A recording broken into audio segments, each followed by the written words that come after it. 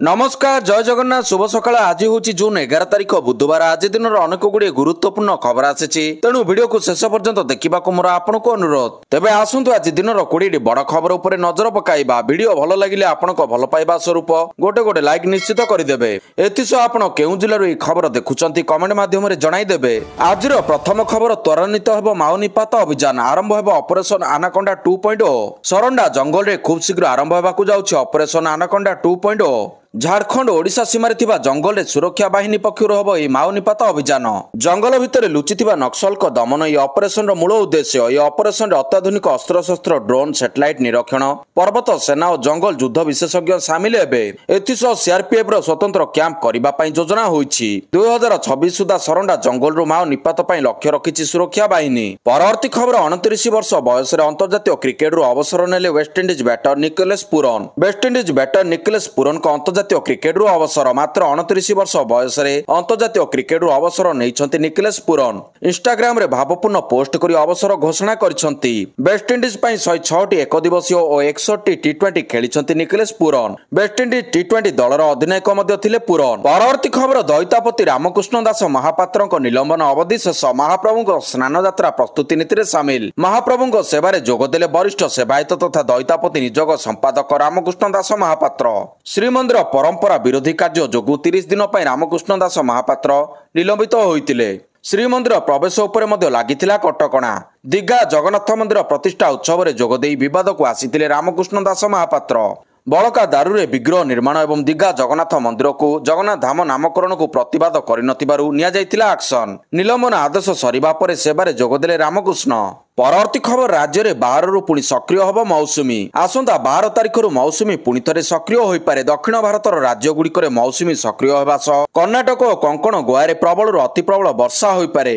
12 पर ओडिशा रे मौसुमी वर्षा आरंभ हो पाणीपाग विशेषज्ञ पूर्वानुमान करछंती। जलवायु और परिवेश केन्द्र निर्देशक डॉक्टर शरद साहू को आकलन कहूछि घूर्णिबलय प्रभाव में 13 जाए राज्यर विभिन्न स्थान में वर्षा हेब। दक्षिण ओडिशा उपकूल ओडिशा समेत अन्य स्थान में वर्षा हेब। तेबे 12 तारिख पर मौसुमी पुणी सक्रिय होगा सह वर्षा आरंभ हो 16 और 17 तारिख में उत्तर ओडिशा रे अधिक वर्षा संभावना अच्छी बोली से कहते। पाणीपाग विभाग पूर्वानुमान अनुसार उत्तर पश्चिम बंगोपसागर और संलग्न उत्तर उपकूल ओडिशा उपर भाग में एक घूर्णिबलय सृष्टि होइछि। एहार प्रभाव में राज्यर विभिन्न स्थान में वर्षा हो पारे। परवर्ती खबर आहरी शक्तिशाली हेब भारतीय सेना। सेना को खूब शीघ्र मिलवाकू जाउछि नुआ एयर डिफेन्स सिस्टम। आहरी शक्तिशाली हेब भारतीय सेना। सेना को खूब शीघ्र मिलवाकू जाउछि नुआ एयर डिफेन्स सिस्टम। चीन और पाकिस्तान सीमार मुतयन हम नूतन वायु रक्षा कवच। यह नुआ रक्षा कवच होउछि quick reaction surface to air missile system. यह नुआ रक्षा कवच होउछि quick reaction surface to air missile system. संपूर्ण स्वदेशी ज्ञान कौशल रे प्रस्तुत होइछि यह नूतन वायु रक्षा कवच। याकू डीआरडीओ द्वारा प्रस्तुत करा जाइछि। याकू सफलतार सह परीक्षण मध्य करा जाउछि। परवर्ती खबर सरकारक वर्षपूर्ति नै नवीनक समालोचना कहउछन्ति लोकक सरकार हेले लोक काहांती। बीजेपी सरकारक वर्षपूर्ति अवसर रे राज्य सरकारक उपरे बर्षिले विरोधी दल नेता नवीन पट्टनायक। सरकार को खाली प्रचार प्रसार सर्वस्व कही कड़ा समालोचना करछन्ति नवीन। तेबे शंख भवन रे आयोजित बीजेडी जन जागरण कार्यक्रम रे बीजेपी सरकार को समालोचना करी नवीन कहछन्ति भारतीय जनता पार्टी सरकार ओडिशार शासन दायित्व नेबार 1 वर्ष होइगला। कहा जाउछि सेमाने लोकंकर सरकार हेले लोक काहांती बोली प्रश्न करिसंति नवीन। केवल लंबा भाषण एवं बड़ बड़ विज्ञापन रे विकास आसे नै बोली सरकार को समालोचना करिसंति नवीन। परवर्ती खबर काश्मीर भारत सह जोड़ी एला। वंदे भारत रे यात्रा करी लोहभरा आखिरे कहिले फारूक अब्दुल्ला। प्रधानमंत्री नरेंद्र मोदी किछि दिन तले माता वैष्णो देवी कटरा एवं श्रीनगर मध्य चलुथिबा वंदे भारत ट्रेन को पताका देखाई शुभारंभ करथिले। एई दुईटी ट्रेन आरंभ हेबा परे काश्मीर रेल संयोगीकरण रे उन्नति आसीछि। एई समय ट्रेन आरंभ हेबार मात्र 3 दिन पर जम्मू एवं काश्मीर नेशनल कॉन्फ्रेंस मुख्य फारूक अब्दुल्ला श्रीनगर नौगाम रेल स्टेशन रु कटरा पर्यंत वंदे भारत ट्रेन रे यात्रा करथिले। एही समय से कहिथिले जे मु एने बहुत खुशी। परवर्ती खबर 12टी देशर नागरिकों अमेरिका गस्त उपरे प्रतिबंधक लगाइले ट्रम्प। राष्ट्रपति डोनाल्ड ट्रम्प अमेरिका सीमा को सुदृढ़ करिबारे लागि पड़छन्ती। से किछि देश को अमेरिका प्रवेश करबा को अनुमति देबाको चाहुनाहंती। ट्रम्प 12टी देशर नागरिकों अमेरिका गस्त उपरे प्रतिबंधक लगाइछन्ती एवं एही प्रतिबंधक सोमवार ठारु ही लागू हो जाइछि। राष्ट्रपति डोनाल्ड ट्रम्प अमेरिका सीमा को सुदृढ़ करिबारे लागि पड़छन्ती। से किछि देश को अमेरिका प्रवेश करबा को अनुमति देबाको चाहुनाहंती। ट्रम्प 12टी देशर नागरिकों अमेरिका गस्त उपरे प्रतिबंधक लगाइछन्ती। ଏବଂ ଏହି ପ୍ରତିବନ୍ଧକ ସୋମବାର ଠାରୁ ଲାଗୁ ହୋଇଛି। ଏହି ଆଦେଶ ପତ୍ରରେ ଟ୍ରମ୍ପ ଗତ ସପ୍ତାହରେ ଦସ୍ତଖତ କରିଛନ୍ତି। ଏହି ତାଲିକାରେ Afghanistan, Myanmar, Chad, Congo, Brazil, Equatorial Guinea, Eritrea, Haiti, Iran, Libya, Somalia, Sudan ଏବଂ ୟେମେନର ନାଗରିକମାନଙ୍କୁ ଆମେରିକା ପ୍ରବେଶରୁ ନିଷେଧ କରାଯାଇଛି। ଏ ଲିଷ୍ଟରେ ଥିବା ଅନେକ ଦେଶ ଆମେରିକା ସହିତ ପ୍ରତିକୂଳ ସମ୍ପର୍କରେ ଅଛନ୍ତି, ଯେପରିକି ଇରାନ ଏବଂ ଆଫଗାନିସ୍ତାନ। କିନ୍ତୁ ଅନ୍ୟ ଦେଶମାନେ ଯେପରିକି ହାଇତି ଏବଂ ଲିବିଆ ଭଳି ଦେଶ ଗମ୍ଭୀର ସଙ୍କଟର ସମ୍ମୁଖୀନ ହୋଇପାରନ୍ତି। ଏହି ପଦକ୍ଷେପ ଶରଣାର୍ଥୀ ପଥକୁ ବାଧାପ୍ରାପ୍ତ କରିବ। ପରବର୍ତ୍ତୀ ଖବର, ମୋହନ ସରକାରଙ୍କ ରିପୋର୍ଟ କାର୍ଡ ଗଣାଇଲେ ବର୍ଷକର ଉପଲବ୍ଧି। ନବୀନଙ୍କ 24 ବର୍ଷର ଶାସନ ବନାମ ମୋହନଙ୍କ 24 ମିନିଟ। ଆଜି ମୋହନ ସରକାରଙ୍କ ଗୋଟିଏ ବର୍ଷ ପୂରଣ ହୋଇଛି। ଏକାଧିକ ଉପଲବ୍ଧି ଗଣାଇଛନ୍ତି ମୁଖ୍ୟମନ୍ତ୍ରୀ। ଏତିକି ବେଳେ ସେ ପୂର୍ବ ସରକାରଙ୍କୁ ଟାର୍ଗେଟ କରିବାକୁ ଭୁଲି ନାହାନ୍ତି। ପୂର୍ବ ସରକାରରେ କିଭଳି ରାଜ୍ୟ ବାହାର ଠିକାଦାରଙ୍କୁ ପ୍ୟାକେଜ ଆକାରରେ ସରକାରୀ କାମ ଟେକି ଦିଆଯାଉଥିଲା, ସେ ନେଇ ଅତି କଡ଼ା ଶବ୍ଦରେ ଟିପ୍ପଣୀ କରିଛନ୍ତି ମୁଖ୍ୟମନ୍ତ୍ରୀ। ନୂଆ ସରକାର ଜାତୀୟ ଶିକ୍ଷାନୀତିକୁ ଲାଗୁ କରିବା ସହ ପ୍ରାଥମିକ ଶିକ୍ଷାକୁ ଗୁରୁତ୍ୱ ଦେଉଥିବା କହିଛନ୍ତି ମୋହନ ମାଝୀ। କାରଣ ନବୀନ ସରକାରରେ ହାଇସ୍କୁଲ ଗୁଡ଼ିକର 5T ରୂପାନ୍ତରଣ ତ୍ରୁଟିପୂର୍ଣ୍ଣ ଥିଲା। କେବଳ କାନ୍ଥରେ ଚୂନ ମାରି ଶିକ୍ଷାର ମାନବୃଦ୍ଧି ହୋଇପାରିବ ନାହିଁ ବୋଲି ସେ ସିଧା ସିଧା କହିଛନ୍ତି। କେବଳ ଗୋଟିଏ ବର୍ଷର ସଫଳତା ଗଣାଇ ନାହାନ୍ତି, ବରଂ ଆଗକୁ ତାଙ୍କ ସରକାରଙ୍କ ଲକ୍ଷ୍ୟ ସମ୍ପର୍କରେ ମଧ୍ୟ ଅବଗତ କରାଇଛନ୍ତି ମୁଖ୍ୟମନ୍ତ୍ରୀ। ପରବର୍ତ୍ତୀ ଖବର, ଏନ୍ଏସ୍ଜିର ବଡ଼ ବୟାନ।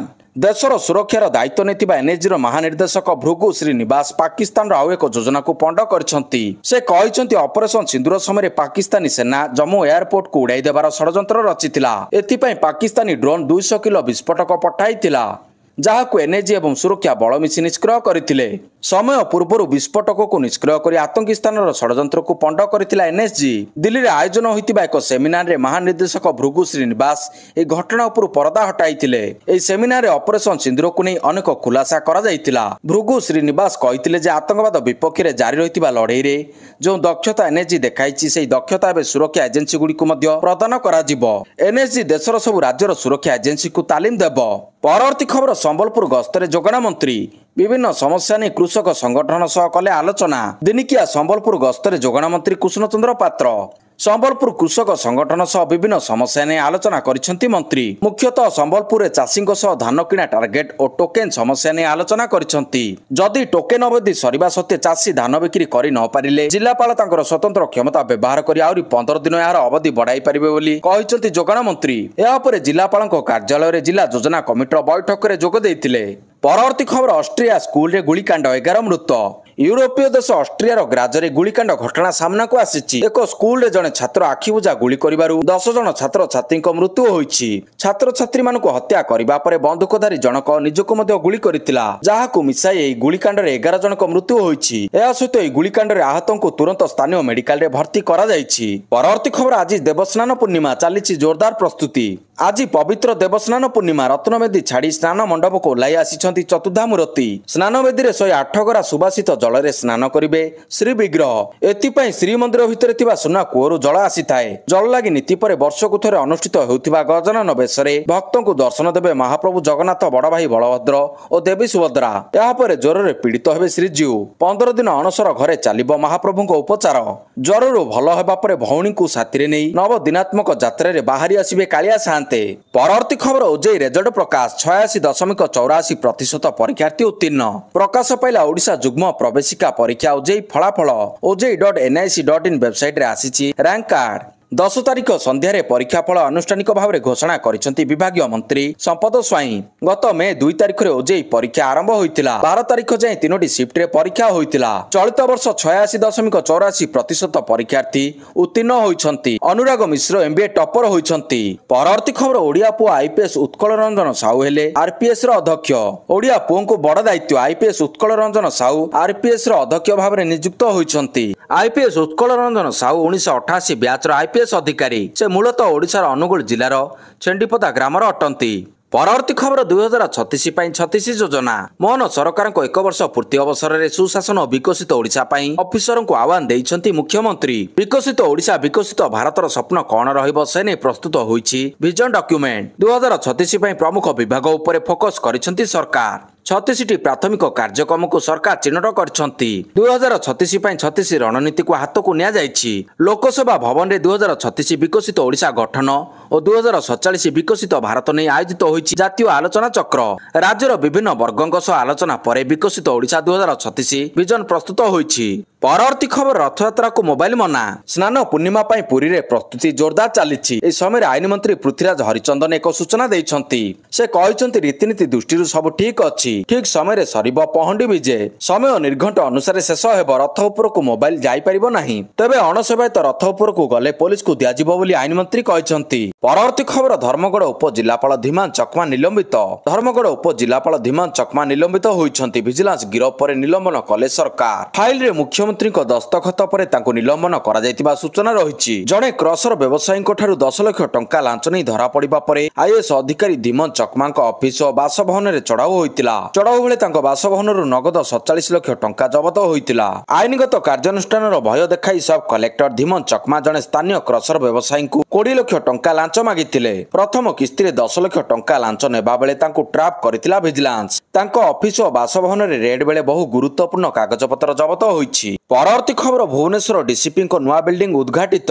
ମୁଖ୍ୟମନ୍ତ୍ରୀ ମୋହନ ଚରଣ ମାଝୀ ଭୁବନେଶ୍ୱର ଅର୍ବାନ ପୋଲିସ ଆରକ୍ଷୀ ଉପାୟୁକ୍ତଙ୍କ ନବନିର୍ମିତ କାର୍ଯ୍ୟାଳୟ ଉଦ୍ଘାଟନ କରିଛନ୍ତି। 2272 ବର୍ଗମିଟର ଅଞ୍ଚଳରେ 4 ମହଲା ବିଶିଷ୍ଟ ଏହି ନୂତନ କାର୍ଯ୍ୟାଳୟ ସୌଧଟି ନିର୍ମାଣ ହୋଇଛି। ଏଥିପାଇଁ 7 କୋଟି 80 ଲକ୍ଷ ଟଙ୍କା ଖର୍ଚ୍ଚ ହୋଇଛି। ଉଦ୍ଘାଟନୀ ଅବସରରେ ମୁଖ୍ୟମନ୍ତ୍ରୀ କହିଛନ୍ତି ଏହି ନୂଆ ଭବନ ଲୋକମାନଙ୍କୁ ଉତ୍କୃଷ୍ଟ ସେବା ଦେବାରେ ସାହାଯ୍ୟ କରିବ। ଏଥିରେ ଭିନ୍ନକ୍ଷମ ଲୋକଙ୍କ ପାଇଁ ramp, cyber cell, CCTNS room, integrated control room, passport ବିଭାଗ ଆଦି ସୁବିଧା ଉପଲବ୍ଧ କରାଯାଇଛି। ପରବର୍ତ୍ତୀ ଖବର, ପାର୍ଟ ପ୍ଲଟ ବିକ୍ରି ପାଇଁ ବାଟ ଫିଟିଲା। ଆସିଲା ODA planning and building standard ଦ୍ୱିତୀୟ ସଂଶୋଧନ ରୁଲ। ପାର୍ଟ ପ୍ଲଟ ବିକ୍ରି ପାଇଁ ବାଟ ଖୋଲିଲା। ଥରକେ 500 ବର୍ଗମିଟର ବିକ୍ରି ହେବ। ବିନା ଅନୁମୋଦନରେ 500 ବର୍ଗମିଟର ଥରକେ ବିକ୍ରି କରିପାରିବେ। ମାତ୍ର ବିକ୍ରି ପାର୍ଟ ପ୍ଲଟ ରିଅଲ ଇଷ୍ଟେଟ ପାଇଁ ବ୍ୟବହାର ମନା। ଏକାଧିକ ଅଂଶୀଦାର ଥିବା ଜମି କ୍ଷେତ୍ରରେ ମଧ୍ୟ 500 ବର୍ଗମିଟର ବିକ୍ରି ହେବ। ପରବର୍ତ୍ତୀ ଖବର, ପାକିସ୍ତାନରେ ଆତଙ୍କବାଦ ବୃଦ୍ଧି ପାଇଁ ଆମେରିକା ଦାୟୀ। ଟ୍ରମ୍ପଙ୍କୁ ଦୋଷ ଦେଲେ ବିଲୱାଲ ଭୁଟ୍ଟୋ। ଭାରତକୁ ନକଲ କରୁଛି ପାକିସ୍ତାନ। ଅପରେସନ ସିନ୍ଦୁର ଜରିଆରେ ବିଶ୍ୱ ଦରବାରରେ ଭାରତ ନିଜର ପକ୍ଷ ରଖୁଛି। ବିଶ୍ୱ ଆଗରେ ପାକିସ୍ତାନର ଅସଲ ଚେହେରାକୁ ସର୍ବସମ୍ମୁଖରେ ଅଣାଯାଉଛି। ଠିକ୍ ସେହିପରି ଅପରେସନ ସିନ୍ଦୁର ପରେ ଆମେରିକାରେ ପହଞ୍ଚିଛନ୍ତି ପାକିସ୍ତାନୀ ପିପୁଲ୍ସ ପାର୍ଟି ନେତା ବିଲୱାଲ ଭୁଟ୍ଟୋ। କିନ୍ତୁ ସେଠାରେ ସେ ତାଙ୍କ ଦେଶରେ ଆତଙ୍କବାଦ ପାଇଁ ଆମେରିକାକୁ ଟାର୍ଗେଟ କରିଛନ୍ତି। ସେ କହିଛନ୍ତି ଯେ ପାକିସ୍ତାନରେ ବଢୁଥିବା ଆତଙ୍କବାଦୀ ଘଟଣା ପାଇଁ ଆମେରିକାର ନୀତି ଦାୟୀ। ତାଙ୍କ ବିବୃତ୍ତିରେ ସେ 2020 ମସିହାରେ ଡୋନାଲ୍ଡ ଟ୍ରମ୍ପଙ୍କ ଦ୍ୱାରା ନିଆଯାଇଥିବା ଆଫଗାନିସ୍ତାନ ସମ୍ପର୍କରେ ଆମେରିକାର ନିଷ୍ପତ୍ତିକୁ ଇଙ୍ଗିତ କରିଛନ୍ତି।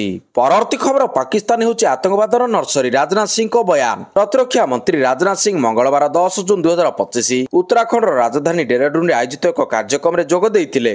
ଏହି ଅବସରରେ ସେ ପାକିସ୍ତାନକୁ କଡା ଟାର୍ଗେଟ କରି କହିଛନ୍ତି, ପ୍ରଥମ ଥର ପାଇଁ ଯଦି କିଏ ପାକିସ୍ତାନର ବାହାବଲପୁର ସ୍ଥିତ ଜୈଶର ମୁଖ୍ୟାଳୟ ଉପରେ ଆକ୍ରମଣ କରିଛି କୁହାଯିବ, ପ୍ରଥମ ନାମ ଆମର ଆସିବ। ପହଲଗାମରେ ଆତଙ୍କବାଦୀମାନେ ଧର୍ମ ପଚାରି ହତ୍ୟା କରିଥିଲେ, କିନ୍ତୁ ଆମେ ସେମାନଙ୍କୁ ଧର୍ମ ନୁହେଁ ବରଂ କାର୍ଯ୍ୟ ପଚାରି ହତ୍ୟା କରିଥିଲୁ। ଆମେ ଆତଙ୍କବାଦ ବିରୋଧରେ ସବୁଠାରୁ ବଡ଼ ଆକ୍ରମଣ କରିଛୁ। ମୋଦି ସରକାରଙ୍କ ପ୍ରୟାସ ଯୋଗୁଁ ଜମ୍ମୁ କାଶ୍ମୀର ଚମକିବା ଆରମ୍ଭ କରିଥିଲା। ଏହାକୁ କିନ୍ତୁ ଆମର ପଡୋଶୀ ପସନ୍ଦ କରିନଥିଲେ। ପରବର୍ତ୍ତୀ ଖବର, ଧରାପଡ଼ିଲା ବାବା ସିଦ୍ଦିକି ହତ୍ୟାକାଣ୍ଡର ମାଷ୍ଟରମାଇଣ୍ଡ। ଏନସିପି ନେତା ବାବା ସିଦ୍ଦିକି ହତ୍ୟାକାଣ୍ଡର ମାଷ୍ଟରମାଇଣ୍ଡ ଜିସାନ ଅଖରତକୁ କାନାଡା ପୋଲିସ ଅଟକ ରଖିଛି। ସେ ବର୍ତ୍ତମାନ କାନାଡା ପୋଲିସ ହେଫାଜତରେ ରହିଥିବା ମୁମ୍ବାଇ ପୋଲିସ ସୂତ୍ରରୁ ସୂଚନା ମିଳିଛି।